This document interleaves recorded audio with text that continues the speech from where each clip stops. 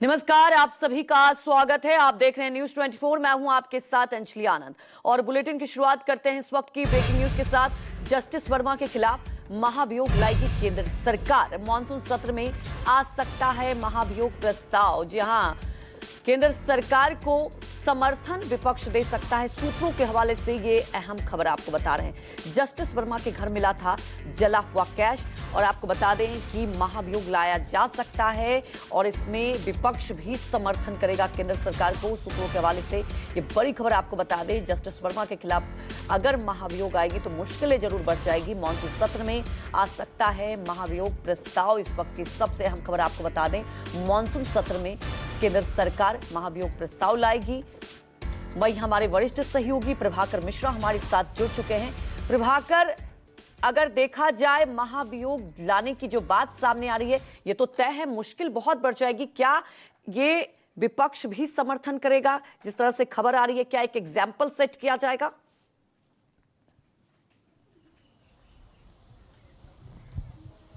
देखिए अंजलि, इस बात की प्रबल संभावना है कि इस बार जस्टिस यशवंत वर्मा के मामले में कम से कम पक्ष और विपक्ष दोनों की राय एक होगी और इसके पहले की भांति इस बार किसी जज को हटाने की प्रक्रिया में कोई राजनीति बाधे नहीं आएगी, क्योंकि जस्टिस यशवंत वर्मा के मामले में जो चीज़ें आई, जो तथ्य आया कि उनके घर के पास घर में आग लगी, उसके बाद जो कैश बरामद हुए, सुप्रीम कोर्ट के मुख्य न्यायाधीश ने एक इंक्वायरी कमेटी का गठन किया। इंक्वायरी कमेटी की जो रिपोर्ट आई, जो तथ्य आए, उसके बाद से जस्टिस वर्मा से कहा गया कि जो आरोप लगे हैं वो सही हैं, आपके पास विकल्प है कि या तो आप इस्तीफा दे दें, नहीं तो आपको हटाने की प्रक्रिया शुरू होगी। चूंकि जजों की नियुक्ति और हटाने की प्रक्रिया संविधान में प्रदत्त है, संविधान में दिया हुआ है, तो उस संविधान में रिमूवल ऑफ जजेज की जो प्रक्रिया है, उसी के तहत सीजेआई ने प्रेसिडेंट ऑफ इंडिया और प्राइम मिनिस्टर को उस रिपोर्ट को भेज दिया, लिख दिया कि हमने उनको बता दिया है, उनसे हमने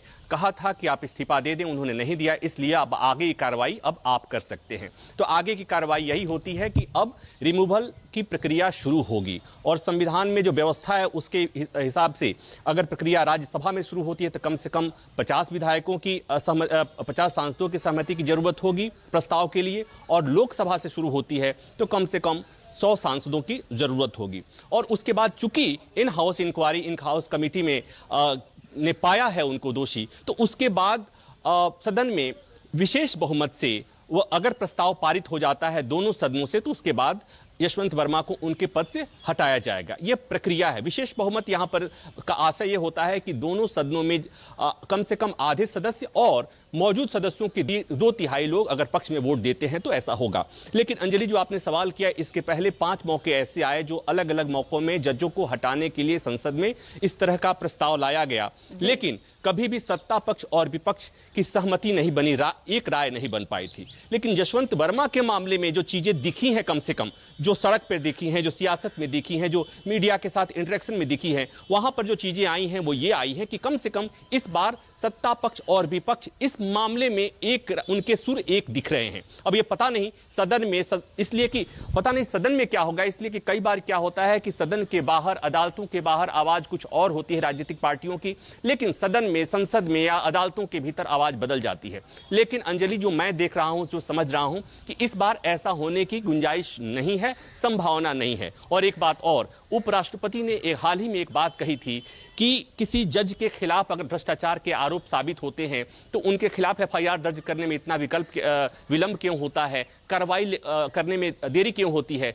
8 तारीख को CJI chief justice of India justice Khanna ने, उस समय तत्कालीन सीजेआई जस्टिस खन्ना ने सरकार को लिखा था, आज 27 तारीख है, तो अब सरकार की तरफ से इनिशिएटिव शुरू हुआ है, विपक्षी पार्टियों को बताने की कोशिश हो रही है, समझाने की कोशिश हो रही है। वो इसलिए कि ये जो एक मामला है, एक ऐसा मसला आया है जो एक बार न्यायपालिका को लेकर ढेर सारे सवाल उठे हैं, सवाल समय समय पर उठते रहे, लेकिन इस बार कम से कम मुझे लगता है कि उस सवाल का जवाब देने की कोशिश की जाएगी सियासत की तरफ से, संसद की तरफ से। और इस बात की प्रबल संभावना है कि जस्टिस यशवंत वर्मा के मामले में सत्ता पक्ष और विपक्ष कम से कम एक राय, आम राय से उनके खिलाफ अविश्वास का मत देंगे और इस तरह से देश के इतिहास में पहली बार किसी जज को, किसी हाईकोर्ट जज को उसके पद से महाभियोग की प्रक्रिया, रिमूवल की प्रक्रिया के द्वारा हटाया जाएगा। इसकी पर्याप्त संभावना दिख रही है। जी प्रभाकर, आप हमारे साथ बने रहिए।